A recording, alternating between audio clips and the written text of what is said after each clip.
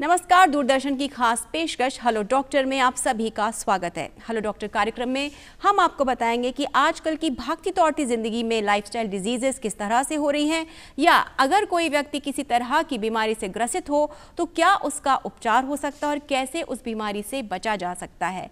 आज के एपिसोड में हम बात करेंगे कि किस तरह से कैंसर हारेगा और जिंदगी जीतेगी, और इस पर चर्चा करने के लिए हमने अपने स्टूडियो में आज आमंत्रित किया है डॉक्टर संजय शर्मा को, जो कि ऑन्को सर्जन है। डॉक्टर संजय शर्मा, आपका बहुत बहुत स्वागत है हेलो डॉक्टर। धन्यवाद।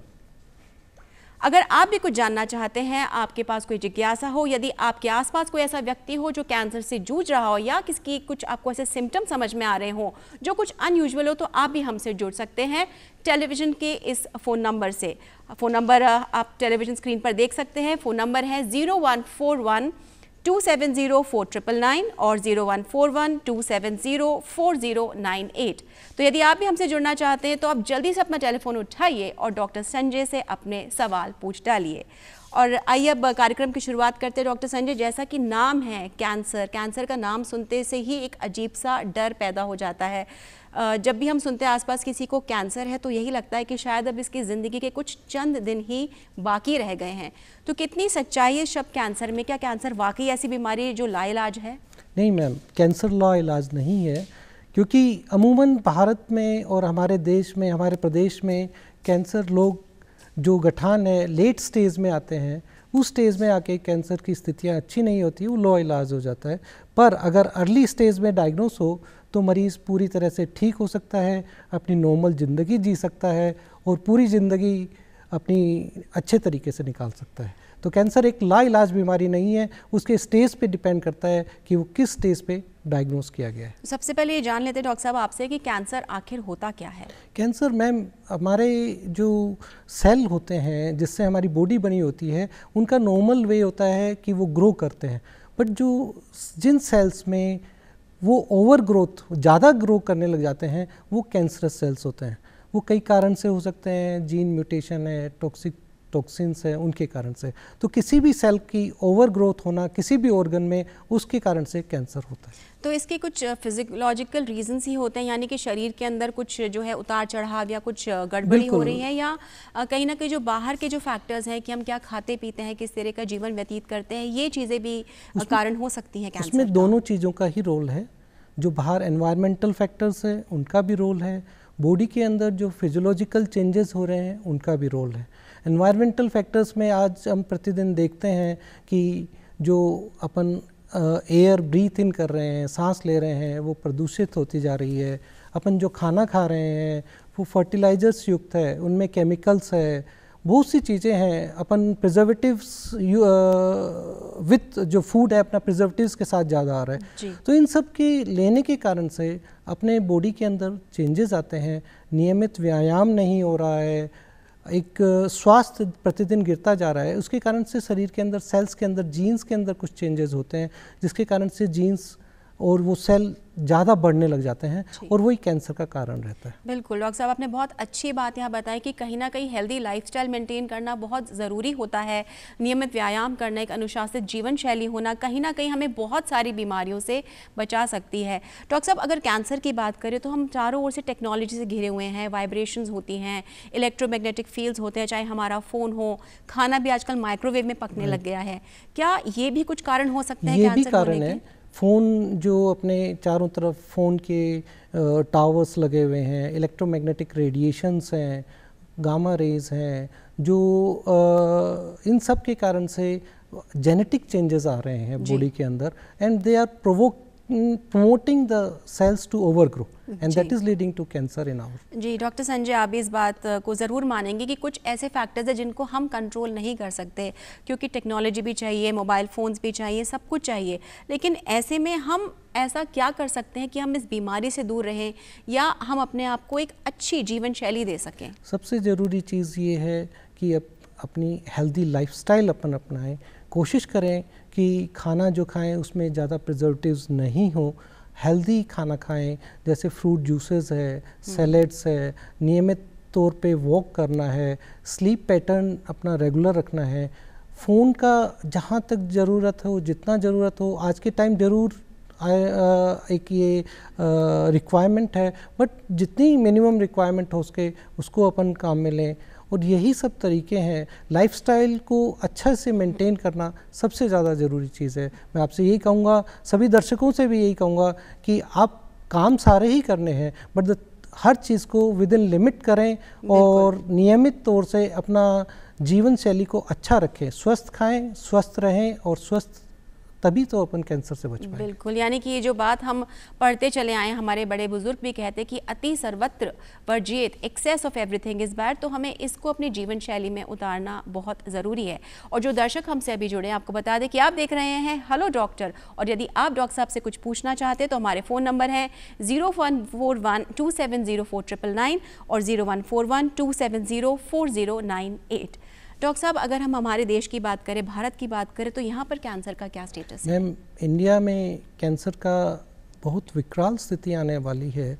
जिस तरह से WHO की प्रेडिक्शन है कि आने वाले समय में हर 10 में से एक आदमी को कैंसर की संभावना बनती है, उसका कारण है कि फर्टिलाइजर्स यूज़ है, पॉपुलेशन ज़्यादा है, इन सब के कारण से है। बट अभी भी स्पेशली आदमियों में ओरल कैविटी, जो गुटका कैंसर्स हैं, फीमेल जो है औरतें लोग हैं, उनमें स्तन कैंसर और बच्चेदानी का मुंह, सर्विक्स का कैंसर काफ़ी कॉमन है। तो थोड़ी स्थिति अच्छी नहीं है आने वाले टाइम में। जी डॉक्टर साहब, एक दर्शक जुड़े हैं हमारे साथ भोपाल से प्रदीप जी जुड़े हैं। प्रदीप जी, बहुत स्वागत है आपका हेलो डॉक्टर में। बताइए क्या जानना चाहते हैं आप?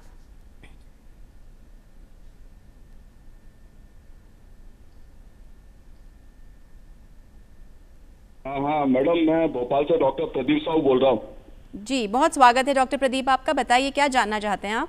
हाँ, गुड इवनिंग बोल सकते हैं अभी तो। अच्छा, गुड इवनिंग, अल्लाह टाइम नहीं हुआ 4। चलिए डॉक्टर साहब, ये बताइए कि कैंसर में फैमिली हिस्ट्री कितना रोल प्ले करती है, और कौन कौन से कैंसर में फैमिली हिस्ट्री जो है इम्पोर्टेंट रोल प्ले करती है? एक तो ये बताइए वो कौन कौन से कैंसर है जिसमें फैमिली हिस्ट्री का इम्पोर्टेंट रोल होता है। अच्छा, एक तो बात यह है, यदि family history important role play करती है तो उस फैमिली में सबसे पहले होने वाले कैंसर का, उस व्यक्ति के होने वाले कैंसर का कारण क्या था? जी, फैमिली हिस्ट्री का कुछ कैंसर्स में काफ़ी रोल है। स्तन कैंसर का में भी फैमिली हिस्ट्री का रोल है, सर्विक्स के कैंसर में भी फैमिली हिस्ट्री का रोल है, अपने आंत के जो कैंसर्स होते हैं उनमें भी फैमिली हिस्ट्री का रोल है। उन सब केसेस में जैसे अमूमन हम जैसे स्तन के कैंसर में इंडियन जो सोसाइटी है वो 40 साल पे मेमोग्राफी हर 2 साल से एडवाइस करती है, बट जिनके फैमिली हिस्ट्री में फर्स्ट डिग्री या जैसे पहले डिग्री संबंध में या सेकंड डिग्री में अगर कैंसर है तो उनको हम कहते हैं कि 25 साल से वो मेमोग्राफी स्टार्ट करवा दे।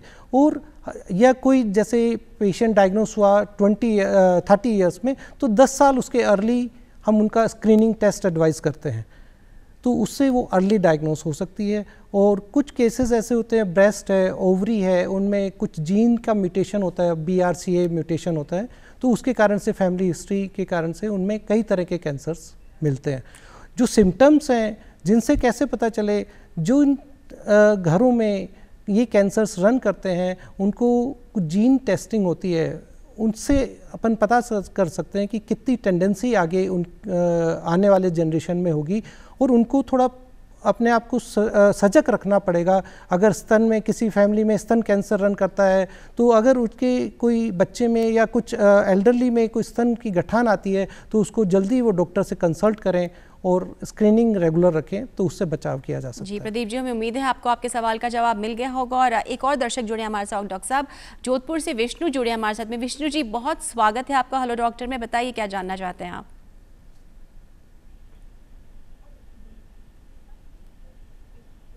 विष्णु जी, क्या आपको हमारी आवाज मिल पा रही है?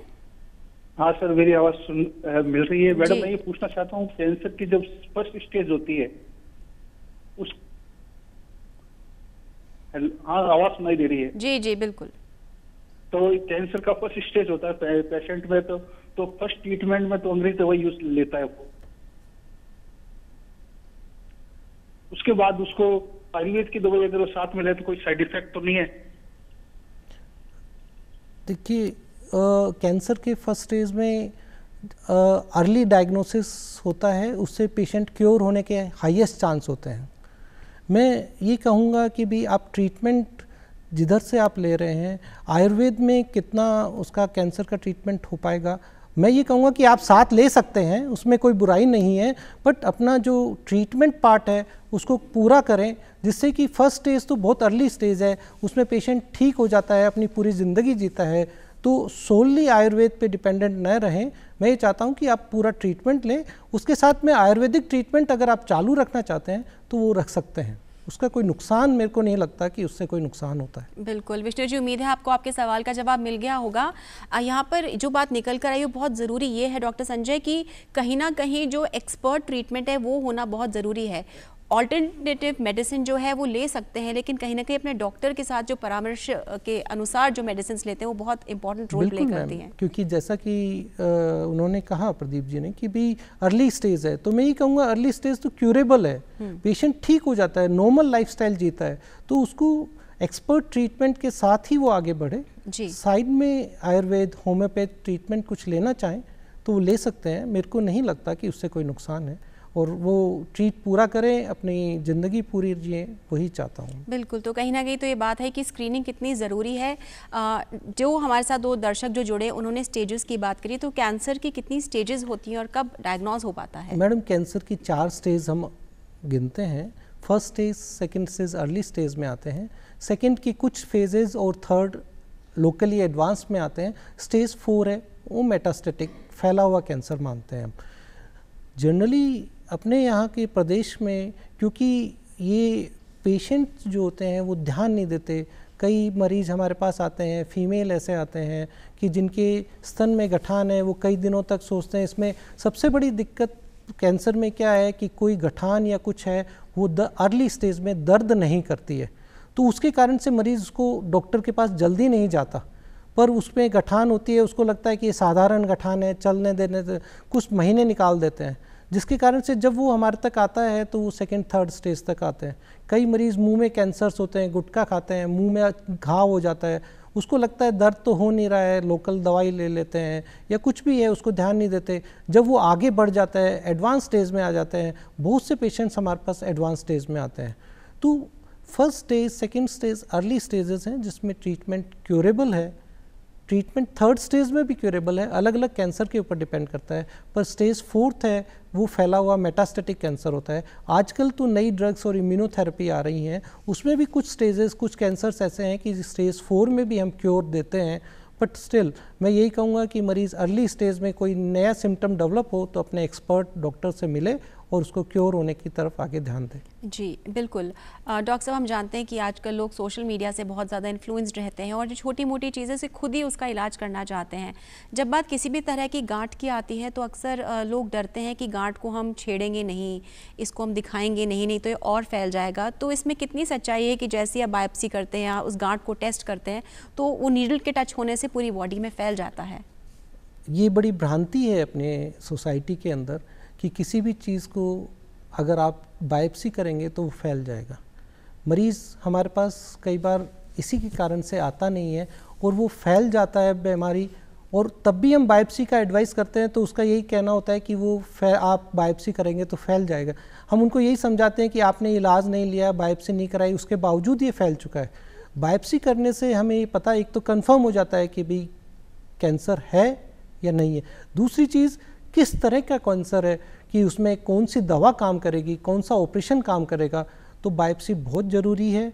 मैं सभी से यही कहूँगा, ये बहुत बड़ी भ्रांति है कि ये बायोप्सी करने से बीमारी फैलती है, ऐसा बिल्कुल नहीं होता। एक कैंसर का ट्रीटमेंट करने के लिए बायोप्सी सबसे ज़रूरी चीज़ है, इस चीज़ से डरे नहीं और आगे कैंसर का ट्रीटमेंट करने के लिए बायोप्सी ज़रूर करवाएं, इससे कभी नहीं डरें। इससे बहुत आपने महत्वपूर्ण मैसेज दिया है। तो जो दर्शक हमें देख रहे हैं हेलो डॉक्टर में, वो आप भी हमसे जुड़ सकते हैं, डॉक्टर साहब से सवाल पूछ सकते हैं और किस तरह से कैंसर को हरा के ज़िंदगी को जीता जा सकता है इसकी जानकारी ले सकते हैं।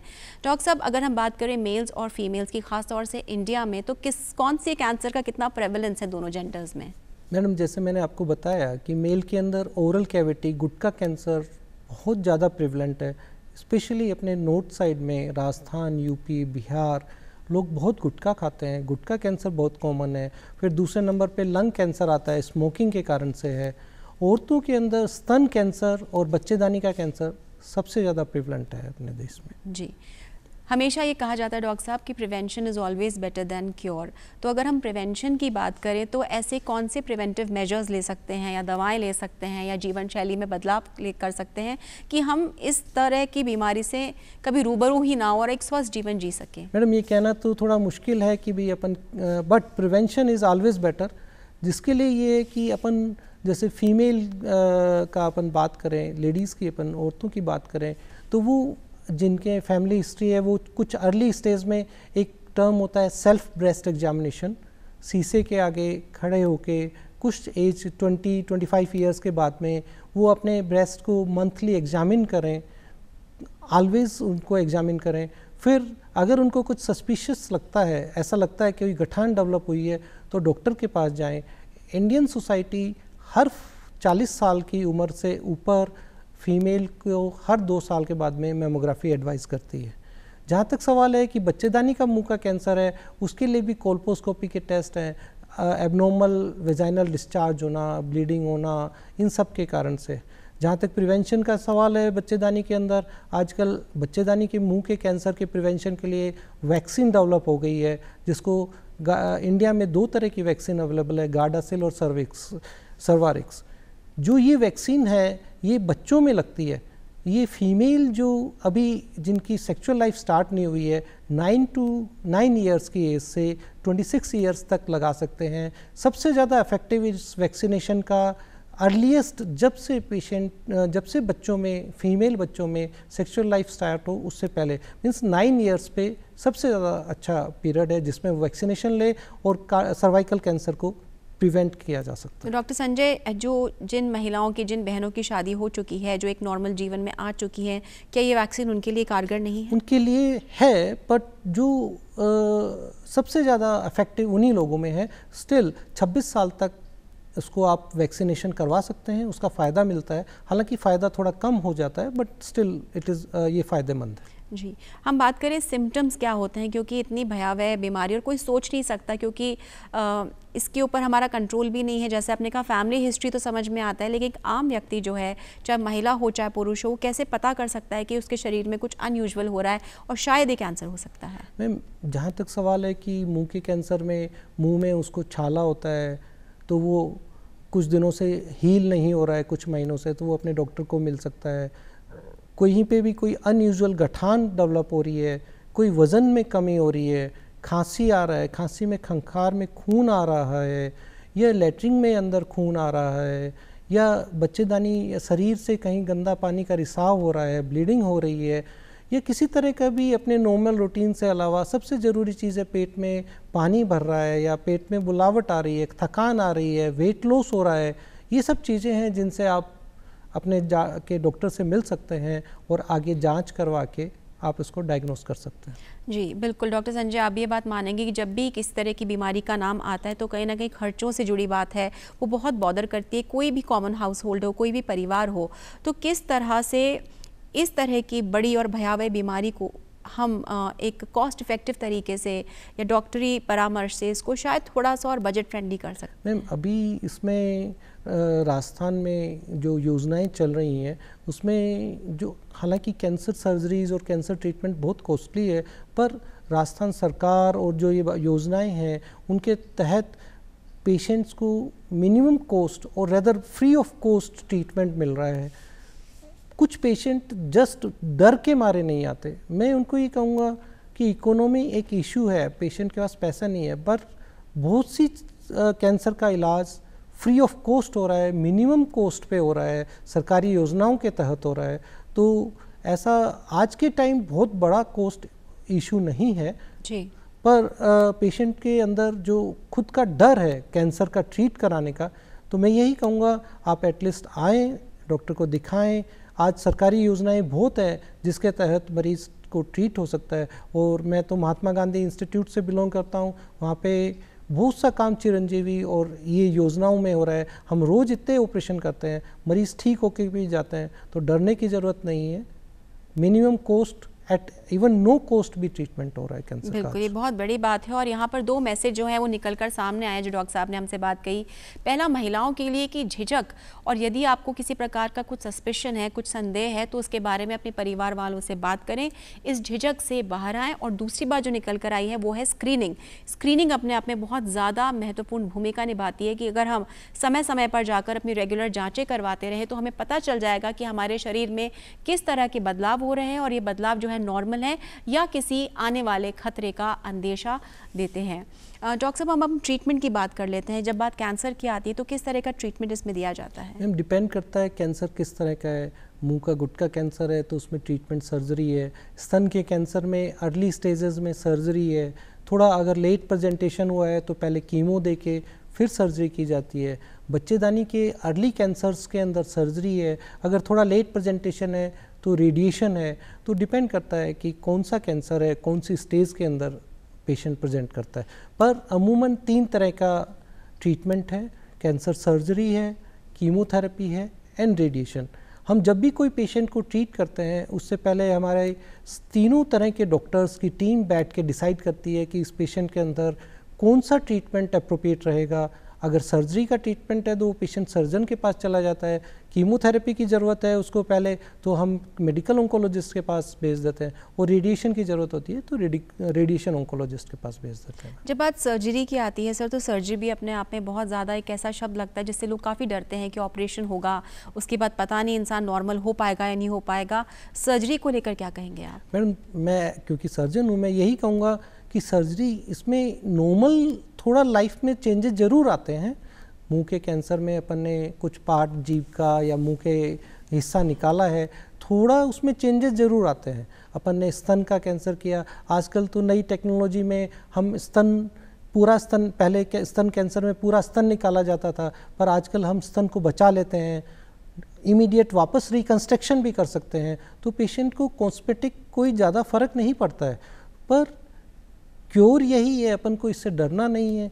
जो भी चेंजेस आए, जैसे भी चेंजेस आए, अपन को ट्रीटमेंट ज़रूर लेना है, क्योंकि सिर्फ इस डर से कि आगे क्या होगा सर्जरी से, अगर सर्जरी ट्रीटमेंट है तो अपन को करवाना है, ऐसा नहीं है। सारी लाइफस्टाइल सेम रहती है, थोड़ा डिफरेंस जरूर आता है, डरने की ज़रूरत नहीं है। मैनेजमेंट का थोड़ा सा जो फ़र्क आता है। डॉक्टर साहब, हर क्षेत्र में एडवांसमेंट हो रहा है, साइंटिफिक और मेडिकल फील्ड में भी बहुत ज़्यादा एडवांसमेंट हो रहा है। जब हम बात कर रहे हैं कैंसर की, सर्जरीज़ की, ट्रीटमेंट भी, इसमें किस तरह का एडवांसमेंट देखने को मिल रहा है? अभी हम पहले सब ज़्यादातर सर्जरीज ओपन होती थी, मीन्स पूरा इंसिजन लगा के होती थी। अब लैप्रोस्कोपिक कैंसर सर्जरीज भी हो रही हैं, इवन रोबोटिक सर्जरीज भी हो रही हैं, मिनिमल इन्वेजिव कहते हैं इसको, प्लस ऑर्गन प्रिजर्वेशन का आ गया है। जैसे स्तन का है, स्तन कैंसर में पहले पूरा ऑर्गन निकाल देते थे, अब हम उसको ऑर्गन को प्रिजर्व करते हैं। लेरिंग्स का है, उसमें भी हम ऑर्गन प्रिजर्वेशन का काम करते हैं। तो पहले से काफ़ी फ़र्क आया है। मिनिमल इन्वेजिव में पेशेंट को पहले चीरा, बड़ा चीरा लगता था, उसके बाद उसका सर्जरी होता था, तो काफ़ी मॉर्बिडिटी काफ़ी रहती थी। आजकल वही चीज़ लैप्रोस्कोपी से हो रहा है, रोबोटिक्स से हो रहा है, तो मिनिमम उसको स्टे रहता है। उसका ओवरऑल सर्वाइवल और डिजीज़ में कोई फ़र्क नहीं है, ट्रीटमेंट में कोई फ़र्क नहीं है, पर पेशेंट की मॉर्बिडिटी कम हो जाती है। तो ये रिसेंट एडवांसेस में आ गए हैं। जैसा कि हम बात कर रहे हैं कि कैंसर को हराना, ज़िंदगी को जिताना है, तो इसमें आप अपना काम बहुत अच्छे से करते हैं। पेशेंट आपके पास आ गया, लेकिन और भी बहुत सारे फैक्टर्स होते हैं कि किस तरह से पेशेंट इस बीमारी को लेता है। कभी कभार पेशेंट खुद ही हिम्मत हार जाता है, तो आप एज अ डॉक्टर उस पेशेंट को, उस मरीज़ को किस तरह से मेंटली प्रिपेयर करते हैं और कितना ज़रूरी है मेंटली स्ट्रॉन्ग होना? हम पेशेंट को सबसे पहले तो उसको मोटिवेट यही करते हैं कि आप क्योर हो जाएंगे, आप ठीक हो जाएंगे। प्लस ये आपकी सही बात है कि पेशेंट मेंटल जो इलनेस सफ़र करता है इस डिजीज़ के कारण से, because of the economic and everything, physic everything. Now हमारे साथ, हमारी टीम में कैंसर साइकोलॉजिस्ट टीम में हमारे साथ होती है। तो हम ज़्यादातर जो पेशेंट्स होते हैं, पहले सर्जरी या कोई भी ट्रीटमेंट कराने के पहले उन साइकोलॉजिस्ट के पास भेजते हैं पेशेंट को मोटिवेट करवाने के लिए। फिर हम उसको हमारे अच्छे जो पेशेंट, ट्रीटेबल पेशेंट्स होते हैं, उनसे भी मिलवाते हैं। उनको ये अश्योर करते हैं कि भी हम अच्छा ट्रीटमेंट करेंगे और पेशेंट को आगे अच्छी लाइफ मिलेगी। यही एक तरीका है, क्योंकि इसमें फिज़िकल हेल्थ जो कम होती है उसके साथ में नो डाउट मेंटल इलनेस बहुत बड़ी है, पेशेंट बहुत से लोग ठीक हो जाते हैं फिर भी डिप्रेशन में चले जाते हैं कि मेरे को कैंसर था। सबसे बड़ा उनको डर ये रहता है कि मेरे को वापस ज़िंदगी में तो नहीं आ जाएगा। हम इस चीज़ का एश्योर तो नहीं कर सकते, इसीलिए हम पेशेंट को रेगुलर फॉलोअप के लिए शुरू में 2 या 3 साल के लिए बुलाते हैं कि कोई छोटी चीज़ वापस उत्पन्न हुई है तो उसका हम ट्रीट करके पेशेंट को ठीक कर दें। तो सेल्फ मोटिवेशन हम लोग मोटिवेट करते हैं, साथ में हमारे पास में साइकोलॉजिस्ट होते हैं टीम में जो पेशेंट को मोटिवेट करते हैं। बिल्कुल, और अगला सवाल भी मेरा यही था कि एक बार ट्रीटमेंट पूरा हो जाता है या मेडिकेशन या सर्जरी स्टार्ट हो जाती है तो क्या वो लाइफ लॉन्ग रहती है या वो एक पीरियड तक रहती है, उसके बाद में पेशेंट नॉर्मल रिकवरी कर सकता है? पेशेंट नॉर्मल रिकवरी हो जाती है। सर्जरी, पूरा ट्रीटमेंट, कीमोथेरेपी, रेडिएशन होने के बाद में हम शुरू के साल भर, 2 साल, 3 साल डिपेंड करता है, 1 साल हर मंथ फॉलोअप पे बुलाते हैं, सेकेंड मंथ हर 3 महीने से बुलाते हैं, 3 मंथ्स हर 6 मंथ से, अप टू 5 ईयर। हम मेडिकल हम हमारे कैंसर में 5 ईयर सर्वाइवल काउंट करते हैं कि भाई एक डिजीज़ के ट्रीटमेंट में 5 ईयर कितना सर्वाइवल है कि भी कोई भी, तो हम एटलीस्ट उसको शुरू के 3 साल तक चांसेस ज़्यादा होते हैं बीमारी वापस आने के, पर धीरे धीरे आ तो वो फिर भी 5 साल बाद सकती है, पर चांसेस बहुत कम हो जाते हैं। पर हम पेशेंट को यही कहते हैं कि शुरू के 2-3 साल तक हम रेगुलर फॉलोअप रखते हैं और पेशेंट को अगर कोई छोटा सिम्टम आता है तो हम उसको उसी वक्त ट्रीट कर देते हैं। जी बिल्कुल, जैसे आपने बताया कि महिलाओं में ब्रेस्ट कैंसर बहुत कॉमन है, सर्वाइकल कैंसर है जो बहुत कॉमन है। अगर हम बात करें ब्लड कैंसर की तो ये रोग है, कईयों को शायद उम्र में बहुत जल्दी एज में हो जाता है, इसे लेकर भी बहुत डर है क्योंकि पहले कैंसर मतलब ब्लड कैंसर ही समझा जाता था, बाकी चीज़ों का बाद में अवेयरनेस आई है। इसके बारे में जानकारी दीजिए डॉक्टर साहब। ब्लड कैंसर बच्चे अलग अलग तरह के होते हैं, माइलॉइड होते हैं, ल्यूकेमिक होते हैं, तो जनरली ये बच्चों में पाया जाता है। इनका ट्रीटमेंट डिपेंड करता है कि कौन सी स्टेज में किस तरह का ब्लड कैंसर है, माइलॉइड ल्यूकेमिया है, लिम्फोमा है, उनके ऊपर डिपेंड करता है। फिर कौन सी स्टेज में डायग्नोसिस हुआ, फिर कीमोथेरेपी इनका ट्रीटमेंट होता है। जनरली ब्लड कैंसर्स में सर्जरी का रोल नहीं होता है, कीमोथेरेपी का रोल होता है। इन फ्यूचर अगर है डिजीज़ परसिस्ट करती है कीमोथेरेपी के बावजूद तो फिर बोन मैरो ट्रांसप्लांटेशन का भी रोल आता है। उसके लिए अलग से स्पेशलिस्ट हैं हमारे यहाँ, वो उसको डील करते हैं। पर ब्लड कैंसर डिपेंड करता है कि किस तरह का है। सारे कैंसर खतरनाक नहीं है ब्लड कैंसर, कुछ कैंसर्स ऐसे हैं जो ज़्यादा खतरनाक हैं और बच्चों में होते हैं तो थोड़ी प्रॉब्लम की इशू। जी बिल्कुल डॉक्टर साहब, आपने जो हमें जानकारी दी है उस को हम जारी रखेंगे। हमारे साथ एक दर्शक जुड़े हैं, पंकज कुमार जी जुड़े झुंझुनू से हमारे साथ। हेलो डॉक्टर, में बहुत स्वागत है आपका। पंकज जी बताइए क्या जानना चाहते हैं आप?